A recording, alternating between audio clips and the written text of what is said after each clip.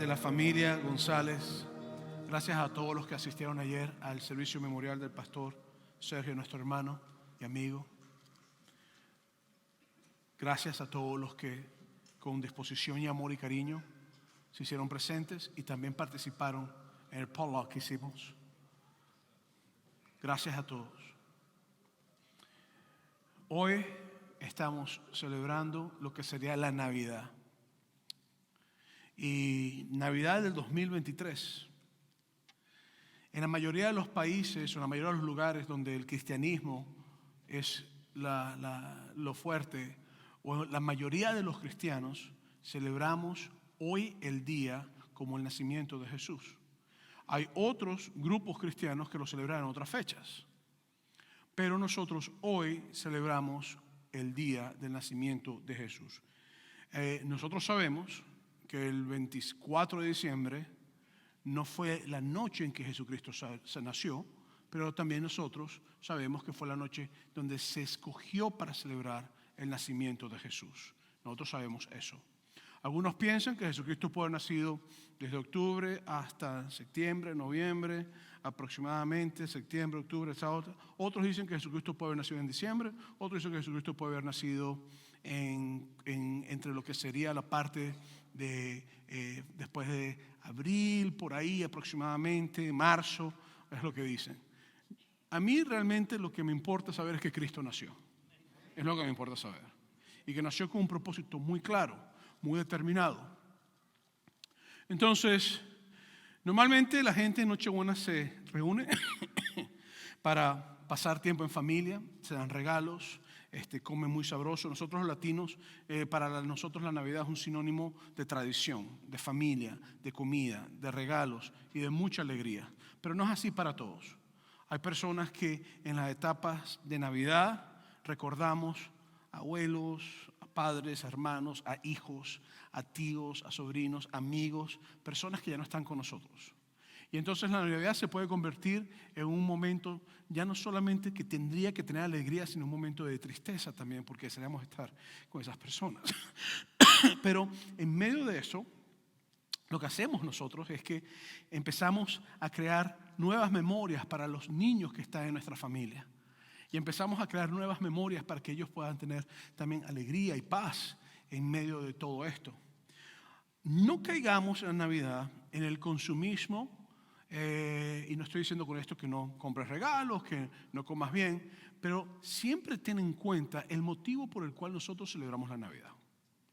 Regala, come bien, reúnete, perfecto, eso es muy bueno. Eso es bíblico, el dar es bíblico, el comer en familia es bíblico, el reunirnos es bíblico, eso es lo que Dios quiere que nosotros hagamos, que estemos en armonía. Sin embargo, no se te olvide nunca que la Navidad celebra, conmemora que Dios nos amó tanto que envió a su Hijo unigénito para morir por nosotros en la cruz y que tenía que nacer para poder morir. Eso es el principio de la Navidad. Y pues cuando yo pienso en esto, tengo que pensar en que en la Biblia, en el Antiguo Testamento, las profecías sobre el nacimiento de Jesucristo son innumerables. Y las profecías sobre la vida de Jesucristo son innumerables. Sobre cómo iba a vivir, cómo iba a morir, cómo iba a resucitar y cómo vendrá de nuevo. Eso está en el Antiguo Testamento todo. Entonces, yo quiero que nosotros sepamos de que Jesucristo cumplió literalmente todas las profecías bíblicas de Él. Solamente falta una, que venga de nuevo y que establezca su reino. Pero todas las profecías de su nacimiento, cómo vivió, cómo lo crucificaron, cómo lo acusaron, cómo resucitó de la muerte, cómo resucitó, cómo todas esas profecías se cumplieron en Jesús. Pero me gustaría que nosotros comprendiéramos y tuviéramos siempre en cuenta que la Navidad no es un regalo, no es una fiesta, Navidad es Cristo. Navidad es Cristo. Vamos a leer en Juan capítulo 1, versículos 1 al 4. Dice, en el principio era el verbo, yo pongo entre paréntesis, logos, y el verbo logos era con Dios, y el verbo logos era con Dios. Este era en el principio con Dios, y todas las cosas por Él fueron hechas, y sin Él nada de lo que ha sido hecho fue hecho. Entonces, yo quiero que pensemos en esto. Yo dije la primera semana de que Juan describió que Jesucristo era el logos de Dios, es decir, ese agente creador, ese que hizo toda la parte de lo que existe y por él existe. Entonces, pero el logos, dije también la semana 1 de esta serie que hemos titulado Aquí la luz, y es la parte final de la serie, te dije que los griegos te hablaban de que el logos era el origen de todo lo que existía. Y que todo se sostenía por el logos, y sin el logos nada ocurría. Los judíos en el otro lado te hablaban del logos como la manifestación de Dios para creación, y que era el motivo también por el cual todo existía, pero te hablan directamente que era la creación, la manifestación de Dios que permitía que hubiera una creación. Entonces, todo esto es lo que está diciendo Juan. En otras palabras, el concepto de Navidad es que Dios se humana y que Dios viene por nosotros y nace y se hace carne y vive por nosotros. Después Juan escribe en el capítulo 1, versículo 4, perdón, me van a disculpar la tos. En él estaba la vida y la vida era la luz de los hombres. Lo que quiere decir que te está diciendo que la vida viene de Jesús, la vida está en él y él se convierte en la luz de nosotros. Mire, todo el mundo en algún momento ha estado un momento muy oscuro, una etapa de su vida que ha sido oscura. A lo mejor tú eres la persona más buena del mundo, pero algo de oscuridad tienes que haber tenido. El asunto es que lo que Cristo hace es que Él viene a nuestros corazones, Él entra y la luz de Cristo echa fuera las tinieblas, la oscuridad que está en nuestros corazones. Lo que no permita que la luz de Dios brille. Y cada vez que la oscuridad intenta entrar, la luz no permite, porque donde hay luz no puede haber oscuridad. Entonces, lo que la Biblia me está diciendo es que por amor de Dios para su creación, no solamente es que el Logos, el Mesías, vendría, sino que también sería la luz en medio de nuestra oscuridad. Pero después Juan sigue escribiendo en Juan capítulo 1, versículos 14 al 17, y te dice, y aquel verbo, entre paréntesis Logos, fue hecho carne y habitó entre nosotros, y vimos su gloria como el unigénito del Padre, lleno de gracia y de verdad. Pues la ley por medio de Moisés fue dada, pero la gracia y la verdad vinieron por medio de Jesucristo. Entonces Juan nos está diciendo a nosotros que el Logos o Jesús se encarna, se hizo carne y que vino como uno de nosotros, entre nosotros, por nosotros. Y te dice que Jesucristo es el unigénito Hijo del Padre y que su objetivo es perdonar nuestros pecados. Eso lo tenemos bien claro. Después en Juan capítulo 1, versículo 18 dice, a nadie le vio jamás, a Dios nadie le vio jamás, el unigénito Hijo que está en el seno del Padre, Él le ha dado a conocer. Entonces lo que te está diciendo es que Jesucristo siempre existió. Y quiero presentarte algo, porque el concepto de encarnación que Juan te lanza es un concepto que te dice que Jesucristo se humana, ¿verdad? Entonces, no es que cuando Jesús se humana pierde su divinidad. No es eso lo que está diciendo Juan. Dios está diciendo que el momento que Jesucristo se humana pierde su divinidad. Eso es lo que está diciendo. Lo que Juan está diciendo es que a Jesucristo se le añade humanidad cuando nace. Es diferente el concepto. ¿Por qué? Porque lo que está diciéndote es que Dios se humana y nace de una muchacha virgen. Y entonces ese concepto se conoce, nosotros conocemos como que Jesucristo es 100% divino, es decir, 100% Dios, y es 100% humano. Tiene humanidad también. Y esto es importante porque no existe otro concepto igual en ningún lugar. Y va a decir, no, sí que Hércules. No. Hércules no tiene el mismo concepto de Jesucristo. Pero los griegos por lo menos tenían el sistema de los dioses del panteón, que era el panteón, era el grupo de dioses. Y los dioses griegos, si tú te pones a estudiarlos ellos, eran orgullosos, arrogantes, altaneros, manipuladores, eran malos, eran lujuriosos, eran personas, eran personajes que jugaban con la humanidad, hacían daño a la humanidad. Y eso es lo que manejaban los griegos. Los cananeos tenían dioses parecidos también, los egipcios tenían dioses parecidos también, los babilónicos, que sean los iraquíes hoy en día, tenían dioses parecidos también. Eran dioses caprichosos que hacían daño. Cuando te vas entonces a las religiones, por lo menos que son más ascetistas, es decir, religiones que desechan lo que son todo lo que es placeres y todo lo que es abundancia. Una de ellas serían los budistas. Los budistas no creen en Dios. Sí, pastor, el Buda es un Dios. No, el Buda no es un Dios. A veces las personas me dicen, ellos tienen un Dios Buda. Buda no es un Dios. En el budismo, Buda no es un Dios. Los budistas no tienen Dios. ¿Por qué? Porque ellos enseñan de que el universo, cuando una persona llega al estado de Buda, porque puedes llegar a ese estado de nirvana, llegas a ser uno con el universo. Y te unes al universo. Y que todo es un gran asunto del universo. Eso es lo que creen los budistas. Pero entonces te vas a otras religiones, por lo menos, como los hindúes, por lo menos. Yo crecí en la isla de Trinidad, duré 2 años y medio ahí durante mi juventud. Y yo tenía muchos amigos que eran sacerdotes hindúes y muchos jóvenes también que estaban entrenándose para ser sacerdotes hindúes. Y aprendí bastante bien la doctrina hindú, lo cual es una doctrina que tiene los Bhagavad Gita, que es el libro que ellos leen. Pero me llamó la atención porque ellos te enseñan a ti de que Dios es todo, Dios está en todos y Dios es todo. Eso se llama panteísmo, todo es Dios. Entonces, por eso es que muchos hindúes no comen carne, porque ellos consideran que al hacer eso están matando a Dios en un animal. Y también están matando a un familiar de ellos que reencarnó, normalmente una abuela, un abuelo o algo así por el estilo. Entonces, yo que era un cristiano inmaduro, me burlaba de ellos. Entonces, como ellos te enseñan que una piedra tiene a Dios y Dios está en la piedra y la piedra es Dios, y que un piso tiene a Dios y que Dios está en el piso y Dios es todo, y que un asiento, yo le decía, cuando se sentaban, yo decía, no te sientes en la cara de Dios, le decía yo. Le decía, oye, no le pises a Dios, vale, la cara. Estás pisando a Dios. Ellos se molestaban conmigo. Me decían, eres un irrespetuoso. Y si eres un irrespeto, no haga eso. No se lo estoy contando como algo bueno, se lo estoy contando como un irrespeto de parte mía. No estuvo bien.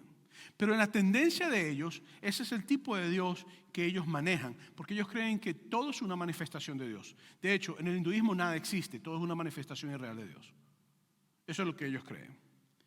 Pero en el caso del Dios bíblico, el Dios bíblico te habla a ti de 3 personas que son distintas como personas, pero son iguales en esencia y en naturaleza. Y te habla de un Padre, un Hijo y un Espíritu Santo, que siempre ha sido Dios. Y cuando te habla de la creación, te dice que el Dios es co-creador. El Padre, el Hijo y el Espíritu Santo son co-creadores. Y te habla literalmente de que Jesucristo tomó naturaleza humana dentro de la Trinidad divina y te dice que es un Dios personal. El Dios de la Biblia no es un Dios que está en el espacio sideral, no es un Dios que está en un nicho puesto. El Dios de la Biblia es un Dios que quiere habitar en tu corazón. No te hace a ti Dios, tú nunca vas a ser Dios. Él siempre va a ser Dios, pero Él habita en tu corazón, Él entra en tu corazón, trata con tus pensamientos, con tus actitudes. Ese es el Dios bíblico. Y lo que Dios hizo es que para hacerse más cercano a la humanidad, se humana a través de Jesucristo. Y Jesucristo entonces viene a caminar como nosotros caminamos, a andar como nosotros andamos, sin pecados como nosotros, y a morir por nosotros de la manera que nosotros jamás esperaríamos morir. Y entonces ese concepto de Jesucristo, donde Él nace, se encarna, ¿verdad? Muere por nosotros, es sepultado y resucita, nos lleva a nosotros a comprender el verdadero significado de lo que es la Navidad. Sin eso no existe Navidad. Pero vamos a leer el nacimiento de Cristo para poder comprender un poquito mejor lo que estoy diciendo. En Lucas capítulo 2, versículo 1 dice: aconteció en aquellos días que se promulgó un edicto de parte de Augusto César. Usted se ha escuchado ese nombre, ¿verdad? Augusto César. Que todo el mundo fuese empadronado. Entonces, Augusto César fue el gobernador principal en Roma. Augusto César era el emperador. Su nombre original era Octavio. Ese era su nombre original, Octavio. Él era el padre adoptivo de Augusto César, era Julio César, que fue el primero de todos los que estaban en Roma haciendo las cosas. Entonces, lo que ocurre es que cuando muere Julio César, deja a Octavio, que se convirtió después en Augusto César, lo deja como encargado junto con otros 2 gobernantes. Pero como Octavio era tremendo estratega, tremendo militar y estaba ansioso por poder, comenzaron guerras. Y lo que hace es que te elimina a los otros 2 y queda él en el poder. Y entonces él agarra un nombre para sí y el nombre que él pone es Augusto. César no es un nombre, hoy en día es un nombre. ¿Algún César aquí hoy? Nosotros tenemos a un César en el staff, tremendo tipo de paso. Pero César no era un nombre en aquella época. César era un título que significaba que eras el gobernante en Roma. Eso es lo que era César. Eso es como que tú tengas un hijo y te vas a llamar rey. O te vas a llamar emperador. Y el muchachito caminando emperador. Entonces, hoy en día es un nombre, pero en aquella época no era un nombre, era un título. Era un título. Es decir, César, el gobernante. Y Augusto es una palabra que significa exaltado. Por eso es que Augusto César los Césares tenían un culto en Cesarea de paso, donde se adoraba al César y exaltaban al César. Y cuando Augusto César, Octavio, se pone nombre Augusto César, es el gobernador que es exaltado. Por eso es que decía que él era divino también. Y lo que ocurrió es que hubieron momentos de prosperidad en Roma, grandes momentos de conquistaron, y él logró imponer en Roma lo que se conoce como la Pax, con X, no con Z, como en español, la Pax Romana. El momento donde toda Roma estuvo un momento de tranquilidad. Y la gente empezó a llamar a Augusto César el Salvador. Así lo llamaban, el Salvador. Lo que ocurre es que Augusto César llega y dice, hay que empadronar a todo el mundo. ¿Qué es empadronar? Sencillo, es hacer un censo, más nada. La razón era sencilla. Si él sabía cuántas familias tenías, en qué trabajabas, en qué lugar estabas, los impuestos tuyos iban a ser bien cobrados.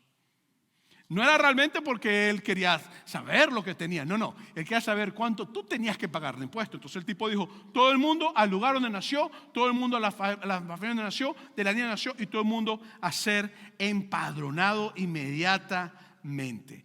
Entonces el objetivo era ese. En Lucas capítulo 2 versículos 4 al 5 dice, y José subió de Galilea, de la ciudad de Nazaret, a Judea, a la ciudad de David, que se llama Belén, por cuanto era de la casa y la familia de David, para ser empadronado con María, su mujer, desposada con él, la cual estaba encinta. Y aquí me llama la atención esto, porque Augusto César era un tipo arrogante, lleno de sí mismo.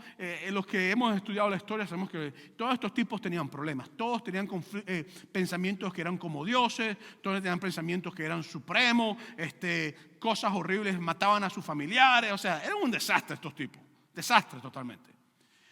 Pero me llama la atención cómo el Augusto César, o el Octavio, llega y dice, todo el mundo a ser empadronado, yo soy el César, soy el salvador del pueblo de Roma. Israel estaba bajo Roma, soy el salvador de todo lo que está pasando, todo el mundo a su lugar de nacimiento. Entonces José, el que Dios puso a cuidar a Jesús, y María, que venía también de la línea de David también, y José venía de la línea de David, se ven forzados a salir de la región de Galilea, normalmente de Nazaret, que es la parte del norte de Israel, a ir a la parte sur de Israel, donde estaba Belén.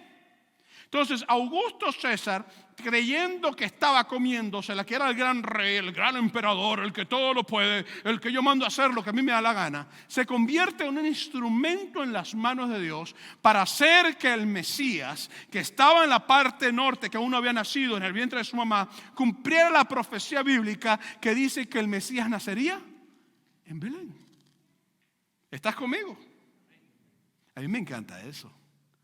Porque te deja saber que la arrogancia de un gobernador no puede ir contra el poder y la autoridad de un Dios supremo que sabe lo que hace. Mira, no te preocupes si gana Trump o Biden o Harris o el que gane. Tu Dios reina y Él sigue reinando, no importa quién gane. No te preocupes si el Putin o el Maduro, los venezolanos, el Bukele. No te preocupes por esas cosas. Tú preocúpate por saber que tu Dios, aún Augusto César, lo hizo hacer algo pensando que él iba a hacer algo para cumplir una profecía que a ti y a ti nos bendice hoy en día. ¿Estás conmigo hoy? Entonces, lo que ocurre es que el hombre llega a Nazaret, una virgen, porque ella era una virgen. Ella no había tenido relaciones sexuales con él, era una virgen. Estaba desposada con él. Y llegan a Belén. Y entonces lo que se cumple es la profecía de Miqueas capítulo 5 versículo 2, donde dice que Antiguo Testamento de paso, pero tú, Belén Efrata, ¿ves? Belén, pequeña para estar entre las familias de Judá, de ti me saldrá el que será el Señor en Israel, y sus salidas son desde el principio de los días de la eternidad. Esto está interesante. Esta profecía se cumple, pero si yo agarro y comparo lo que te dice el profeta Miqueas con lo que te dice Juan, en el capítulo 1 de Juan, dice lo siguiente, vamos a leerlo otra vez. En Miqueas te dice, y sus salidas son ¿desde dónde? Del principio. ¿De los días de qué? De la eternidad. ¿Qué te dice Juan? En el principio era el verbo era con Dios, y el verbo era y estaba con Dios. Entonces, Juan no está diciendo nada nuevo. Juan está diciendo lo mismo que Miqueas dijo. Y Juan está diciendo, el Mesías que va a nacer o que nació, es desde las salidas de la eternidad, desde el principio. Lo dijo Miqueas, lo digo yo también. Y lo que te llama la atención a mí es que este Augusto César, en un arrogante de primera categoría, se convierte en un instrumento de Dios sin saber lo que está haciendo un instrumento de Dios. Eso es increíble. Yo imagino el pobre José Chica, saca el burro, vale, vamos a montar, ¿no? Qué fastidio. Te que gastar dinero en viajar ahora para allá. Yo que pensaba que iban a nacer aquí en Nazaret. Bueno, vámonos. Y llega ahí. Entonces lo cansado que es tener a una mujer embarazada, a punto de dar a luz, montada en un burrito, en un asno, en un camello, lo que sea, o a pie, como sea. Esa mujer, o sea, las mujeres que están embarazadas, oye, usted sabe lo que es, los hombres nunca lo vamos a saber.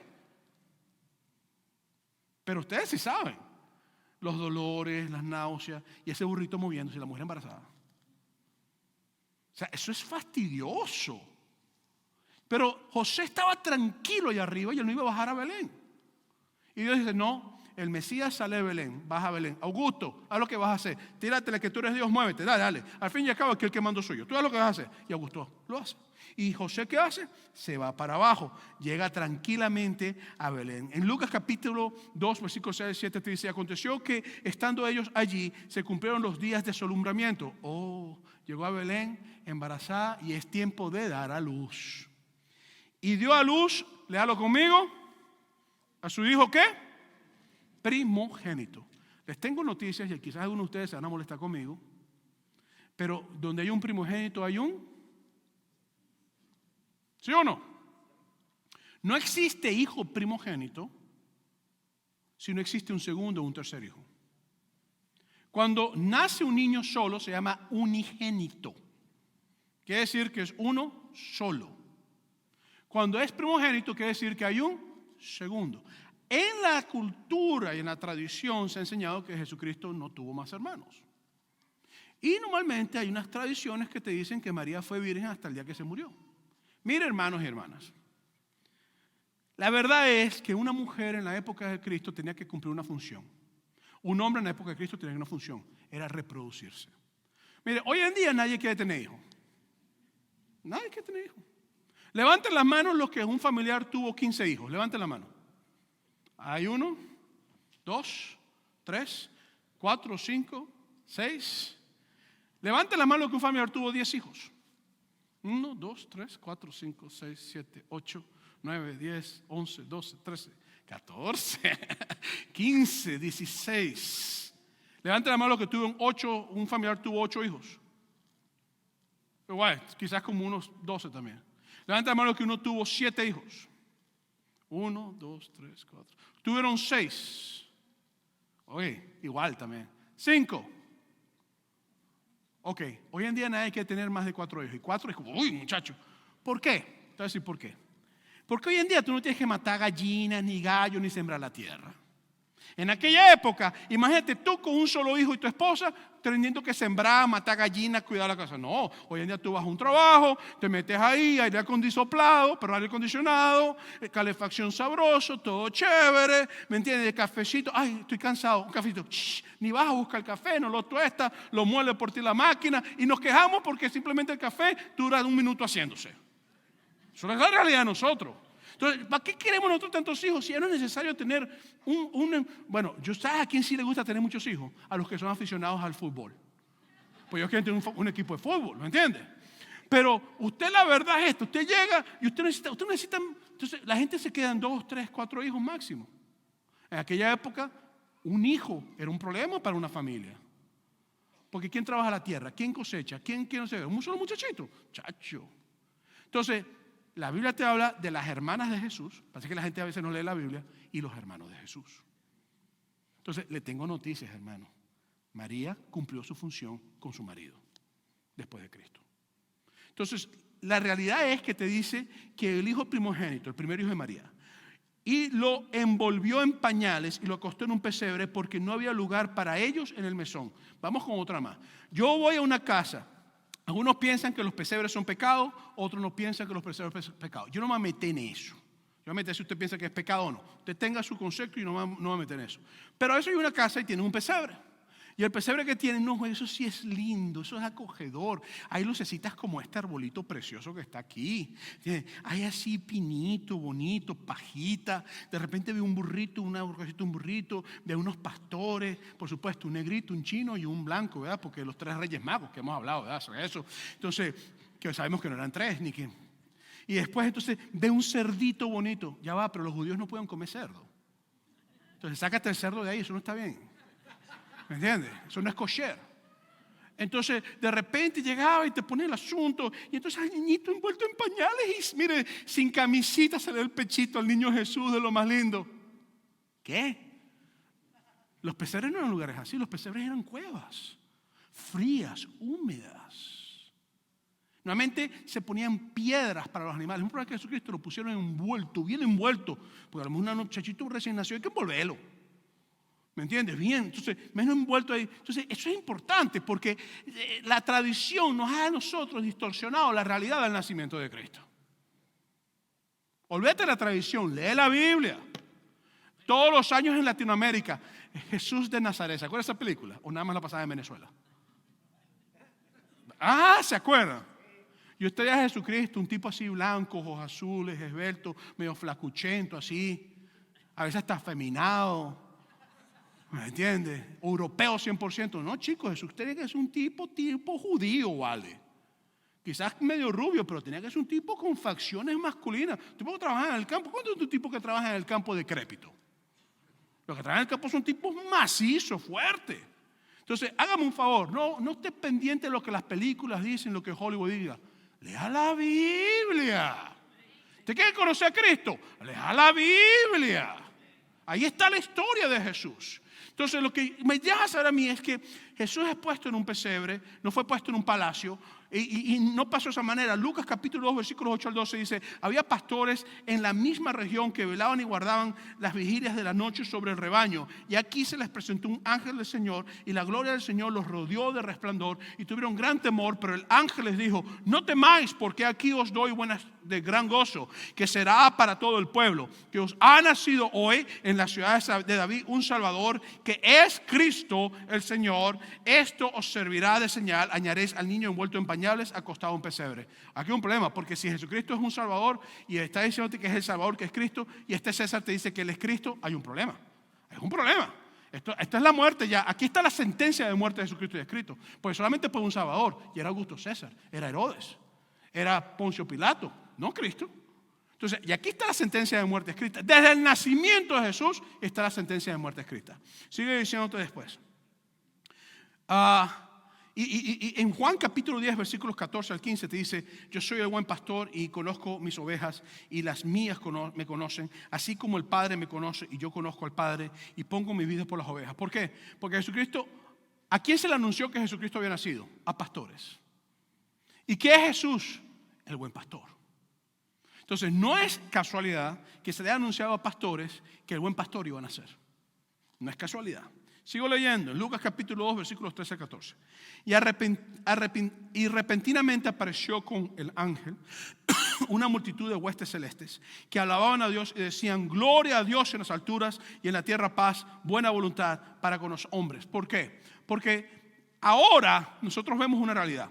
Cuando Zacarías, y lo hablé la primera semana, el papá de la segunda semana, el papá de Juan el Bautista, se entera que van a ser Juan el Bautista, se lo dice un ángel, el ángel Gabriel. Cuando María se entera que está embarazada o que va a quedar embarazada, se lo dice un ángel, el ángel Gabriel. Cuando José está a punto de botar a María porque la mujer me fue infiel, y el ángel le habla: no, usted fue infiel, queda tranquilo, Dios le habla. Se presenta mente, Dios por sueños le habla a través de un ángel también. Ahora están los pastores, y los pastores se le presenta un ángel, y después se aparece una gran multitud de ángeles. ¿Por qué? Porque el nacimiento de Jesucristo no fue solamente un asunto de profecías bíblicas, sino que hubo actividad angelical para anunciar que Cristo iba a nacer. Esto no es un asunto solamente que ocurre en la tierra. Esto es el cielo moviéndose y la tierra moviéndose. Estos son ángeles siendo enviados a anunciar que el Salvador, que la deidad se humanó. Esto no es cualquier juego. Esto es vida o muerte. Esto es salvación en Cristo Jesús o pérdida sin Cristo Jesús. Y los ángeles participan de esto. Y todo ocurre Por eso es que en Lucas capítulo 2, versículos 15 al 16 te dice: sucedió que cuando los ángeles se fueron de ellos al cielo, los pastores se dijeron unos a otros: pasemos pues hasta Belén y veamos esto que ha sucedido y que el Señor nos ha manifestado. Vinieron pues apresuradamente y hallaron a María y José, al niño acostado en un pesebre. La semana pasada yo les decía a ustedes algo bien interesado. Yo les decía a ustedes de que los líderes religiosos, cuando Herodes el rey les dice: hey, ¿dónde van a nacer el niño? El Mesías, el rey de Israel. Ellos dijeron: en Belén. ¿Qué hicieron los líderes religiosos? No hicieron nada, no buscaron a Jesús. ¿Por qué? Porque tenían poder, tenían todo lo que necesitaban, tenían religión. Y la religión se convirtió para ellos su perdición. Óyeme lo que te voy a decir hoy. Y sí, tú eres un pastor cristiano que es categorizado como un religioso. La religión no salva a nadie. ¿Ok? Religión no salva. Tú no eres salvo porque tú seas miembro de una iglesia. Tú no eres salvo porque tu papá, tu mamá, tu tío, tu abuelo, tu tatarabuelo fueron salvos. ¿Tú sabes qué salva una persona? El momento que tú comprendes que Dios envía a su Hijo, murió por ti en la cruz de Calvario, pero nació, y que es el Hijo de Dios, y que Él quiere vivir en tu corazón, la salvación entra en tu corazón. Ninguna religión salva a nadie. Estos tipos eran religiosos. Y esos tipos no. ¿Qué hicieron? ¿Van a ser Mesías? Ok, que nazca. Mejor no lo buscamos, porque después nos quitan la posición, nos quitan el salario, nos quitan todo. Pero entonces, unos pastores que están en el campo, se les aparece un ángel, cantan. ¿Qué hacen los pastores? Salen corriendo a buscar al Mesías. Tengamos cuidado de ser religiosos, que cuando tenemos que buscar al Mesías, no lo buscamos, sino que buscamos religión y tradiciones. Seamos pastores y pastoras que salimos corriendo a buscar al Mesías y lo buscamos y lo adoramos porque Él es el Mesías. Tengamos cuidado con esto. Y por favor, no vayas a ir a tu casa a decir: el pastor Moisés dijo que no tenemos que asistir más a la iglesia. Eso no fue lo que yo dije. Si tú escuchaste eso, estás escuchando mal. Yo estoy diciendo de que no vas a ser salvo por ser miembro de una iglesia. Eres salvo por una relación íntima con el Hijo de Dios. Eso es lo que te estoy diciendo. En Lucas capítulo 2, versículo 17 al 20 dice: y al verlo dieron a conocer lo que se había dicho acerca del niño, y todos los que lo oyeron se maravillaron de lo que los pastores decían. Pero María guardaba todas estas cosas, meditándolas en su corazón. Y volvieron los pastores glorificando y alabando a Dios por todas las cosas que habían oído y visto, como se les había dicho. Y estos pastores empezaron a predicar. A predicar. A predicar. ¿Qué predicaron? Nació el Mesías. ¿Qué predicaron? Somos salvos. Dios se humanó. Dios vino a traer salvación. Y empezaron a hacer lo que tenían que hacer. Por eso yo quiero leerte una vez más lo que dice Juan capítulo 1, versículos 14 al 15. Y aquel verbo fue hecho carne y habitó entre nosotros. Vimos su gloria como la de unigénito del Padre, lleno de gracia y de verdad. Juan dio testimonio de él y clamó diciendo: este es de quien yo decía, el que viene después de mí es antes de mí, porque era primero que yo. Déjame decirte algo. La palabra que te usa a ti literalmente en el griego es, habitó entre nosotros, es tabernaculizó entre nosotros. Eso es lo que dice en griego literalmente. Tabernaculizó entre nosotros. Pastor, tabernaculizó entre nosotros. ¿Qué idioma es ese? En griego. Tabernáculo. ¿Sabes lo que era el tabernáculo? Era la tienda que se había puesto en medio del pueblo, porque Dios quería vivir en medio del pueblo. Y cuando te habla de Jesucristo que habitó entre nosotros, la traducción literal debería ser tabernaculizó entre nosotros. ¿Qué quiere decir eso? Que Dios quiere vivir en medio de su pueblo. No era suficiente que era un edificio, Él tenía que caminar como su pueblo. No era suficiente crear un edificio, Él tenía que morir por su pueblo. No era suficiente morir, Él tenía que ser sepultado. No era suficiente ser sepultado, Él tenía que resucitar. No era suficiente resucitar, Él tenía que ascender al cielo. No era suficiente ascender al cielo, Él tiene que venir de nuevo por su iglesia. Eso es el mensaje de Navidad. No existe otro mensaje de Navidad. Por eso yo quiero invitarte a ti como iglesia hoy, claramente, a lo que comprendamos que Navidad es igual al Logos se hizo carne. Mira, ve a tu casa, celebra todo lo que tú quieras, abre los regalos que tú tengas, haz todo lo que tú haces. No cambies la Navidad por consumismo. Si Dios te bendice es lo que vas a hacer, pero celebra a Cristo. Que todo el mundo sepa que tú no eres un tradicionalista religioso, sino que tú eres una persona con una relación íntima con el Hijo de Dios que se humanó y que murió por ti y resucitó por ti y es tu Señor y tu Salvador. Por eso esta es la propuesta que le hago a todos como iglesia hoy. Tenemos servicio el 31 próximo domingo, año nuevo. 9 y 11 aquí en Rialto, 11 de la mañana en Bani. Yo llamo a toda la iglesia hoy, y hablé con Oscar me dijo que estaba bien, lo está anunciando ahorita mismo la iglesia quizás. Hoy quiero invitar a toda la iglesia que el 7 de enero tengamos un ayuno congregacional. ¿Para qué es este ayuno? Sencillo. No es para que estés pidiendo carro ni casa, eso lo puedes pedir después. Si estás soltero, no es para que estés pidiendo esposo o esposa, es para que busques la presencia de Dios. Yo te voy a pedir un favor a ti, en este ayuno, si vas a hacerlo de tu casa, llega a tu casa. Nosotros pues tenemos que tener actividades aquí de práctica, eso, no podemos reunirnos como un grupo juntos ahorita, ¿no? Pero aquí va a estar abierta la iglesia desde las 8 de la mañana. Tú quieres ir a las 8, te sientas en unos asientos y ahí tú puedes orar. ¿Quieres hacerlo de tu casa en el servicio? Lo haces, no ha pasado nada. Es el primer domingo después del 31, es el 7. Te invito a que ayunes. Si eres diabético y puedes tomar jugo, toma jugo, no ha pasado nada. Pero hagamos un ayuno y en ese ayuno lo que tenemos que hacer es lo siguiente, es decirle a Él, gracias porque no tenías que haberte nacido y humanado, pero lo hiciste. Gracias porque no tenías que caminar entre nosotros, pero lo hiciste. Gracias porque no tenías que morir por nosotros en la cruz del Calvario, pero lo hiciste. Gracias porque resucitaste, eso sí tenías que hacerlo. Gracias porque subiste al cielo y por nosotros a preparar moradas para nosotros. No tenías que hacerlo, pero lo hiciste. Gracias porque vendrás de nuevo, no tienes que hacerlo, pero lo estás haciendo. Tú decidiste hacerlo. Gracias porque nos ha dado un lugar para estar contigo. Gracias porque te tabernalizaste en nuestros corazones. Gracias porque tú quieres habitar en nuestras vidas. Entonces, iglesia, estoy invitándote a que ese día tengamos un ayuno. Ayuna en tu casa. Ayuna en tu casa. Si quieres comenzar desde el viernes, sábado, domingo, medio part-time, como dice, medio tiempo, ayuno parcial, perfecto, no ha pasado nada. Si vienes el domingo aquí, el grupo de la oración va a estar adorando, entonces vas a tener música de oración mientras están practicando. Y aquí te reúnes y antes del servicio oramos juntos, pero todos entremos en una búsqueda genuina, no una religiosidad, de la búsqueda del Espíritu Santo.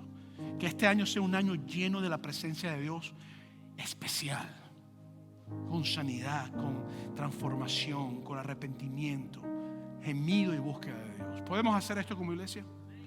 Amén. Te invito a estar en pie. Voy a invitar a los compañeros de oración que pasen al frente. Quiero abrir el altar a este momento para orar por cualquier necesidad. Si tú estás aquí, tú no conoces a Jesús y tú quieres aceptar a Jesucristo como tu Salvador, yo quiero invitarte a que tomes la decisión de recibir a Jesús como tu Salvador personal. Es la mejor decisión de tu vida. Es la decisión de permitir que Jesucristo tabernalice, que habite en tu corazón. Si tú no conoces a Jesús, te invito a este momento donde estás, que hagas esta oración conmigo. Simplemente haz esta oración. En el momento que tú abres tu corazón, Cristo entra en ti. Di conmigo, Señor Jesús, te entrego mi vida, te doy mi corazón y te recibo como mi Salvador personal. Gracias porque tú vives en mí a partir de hoy. En el nombre de Jesús te lo pido, Padre. Amén.